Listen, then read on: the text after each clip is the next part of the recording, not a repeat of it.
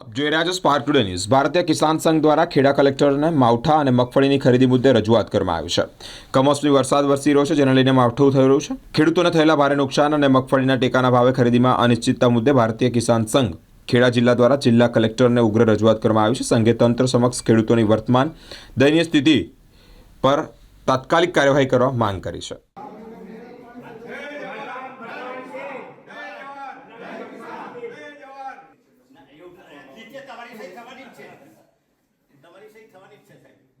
जय जवान जय किसान, हम जवान की जय, धरती माता की जय, गौ माता की जय, देश के हम भंडार भरेंगे, लेकिन कीमत पूरी लेंगे। जिंदाबाद जिंदाबाद जिंदाबाद, हम किसी से भीख नहीं मांगते, हम अपना अधिकार मांगते, हम हमारी मांगे पूरी करो, हमारी मांगे पूरी करो।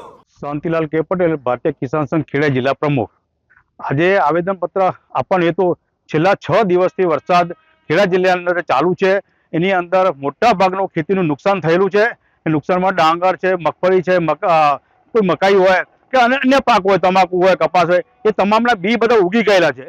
ઘાસચારો બી કામ લાગે એવું નથી, એટલે ખેડૂતોને પારાવાર નુકસાન થયેલું છે।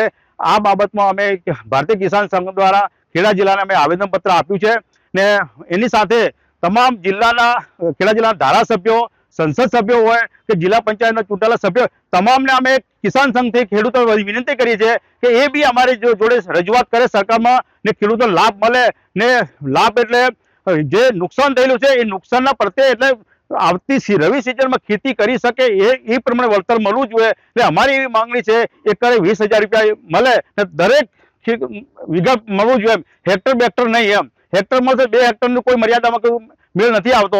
એમાં ખેતી કઈ રીતે કરી શકે? પશુપાલનનો ઘાસચારો લેવામાં આજ બી તકલીફ છે ને ઘાસચારો રહ્યો નથી અને ઘાસના ભાવ ડબલ થઈ ગયા છે। એટલે ખેડૂતો કઈ રીતે નાના ખેડૂતો નિભાવશે એની અમારી આ માંગણી છે ને પૂરું વળતર મળે એવી સરકાર કરી માંગણી છે અમારી। આટલું બધું નુકસાન થયું છે તો સર્વેની કામગીરી હાથ ધરી છે? સર્વેની કામગીરી આ સેટેલાઇટ પર ધરવામાં આવી છે, પણ કોઈ ગ્રામ સેવક કે તલાટી કોઈ સ્થળ ઉપર આવ્યા નથી। એમ ને અમારું કેવું છે કે સેટેલાઇટ દ્વારા કોઈ તકલીફ થાય એના કરતા રૂબરૂ ગ્રામ સેવક તલાટી આવે એના જેવું ઉત્તમ બીજું કોઈ નથી। સેટેલાઇટમાં કોઈ સર્વે નંબર રહી જશે પછી જો $20 રેન્જ કહેશે તો ભાઈ એ વખતે ખેતર ખેડી નાખ્યા હોય તો શું ખબર પડે એમાં? એટલે રૂબરૂ તપાસ કરે અમારી વિનંતી એવી છે। તમારા વિસ્તારમાં કોઈ ગ્રામ સેવક આવ્યા નથી? ના, કોઈ નથી। અમારા વિસ્તારમાં ગ્રામ સેવક કોઈ આવ્યા નથી। એમ તલાટીને ગ્રામ સેવક કોઈ આવ્યા જ નથી। એમ મારું નામ કાંતિભાઈ આર પટેલ, ગુજરાત પ્રદેશ પ્રતિનિધિ, ગોધીનગર અને વતન સોનીપુરા, તાલુકો કપડવંજ, જિલ્લો ખેડા। અમને પ્રદેશમાંથી આમંત્રણ આપવામાં આવેલું છે કે દરેક જિલ્લામાંથી આ અતિશય વરસાદ અને તૈયાર પાક ઉપર જે વરસાદ પડ્યો છે, ઘાસચારો અને પાક તૈયાર થયેલો સદંતર નિષ્ફળ ગયો છે, તો પૂરેપૂરું વળતર આપણને ગુજરાત સરકારમાંથી મળે એ માટે પ્રદેશ કારોબારીમાંથી આદેશ આપેલો છે અને તમામ પ્રદેશ કારોબારી સદસ્યો દરેક જિલ્લામાં આવેદનપત્ર આપવા માટે ઉપસ્થિત રહી, હું પોતે આ રીતે ખેડા જિલ્લામાંથી ઉપસ્થિત રહી આવેદનપત્રમાં સામેલ થયેલો છું। કયા કયા પાકોનું નુકસાન થયું છે? શું પરિસ્થિતિ છે હાલમાં? કપાસ, મગફળી, તમાકુ, સોયાબીન, ડોગર, તમામ પાકો અને તેમજ શાકભાજી, અનેક પાક, કોઈ પણ પાક એવો નથી કે નિષ્ફળ ના ગયો હોય।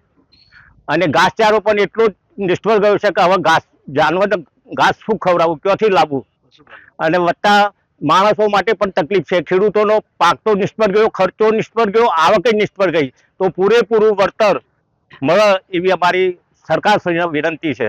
અંદાજે કેટલું નુકસાન હોય શકે એવું શું લાગે? વીઘે 50,000 25,000 ખર્ચ સાથેનું નુકસાન થાય છે। તમારી માંગ શું છે? અમારી માંગ પૂરેપૂરું વળતર અમને મળે ખેડૂતોને, તો જ ખેડૂત ખેતી કરી શકશે, નહીતર ભવિષ્યમાં કોઈ ખેડૂત ખેતી કરવા તૈયાર નહીં થાય।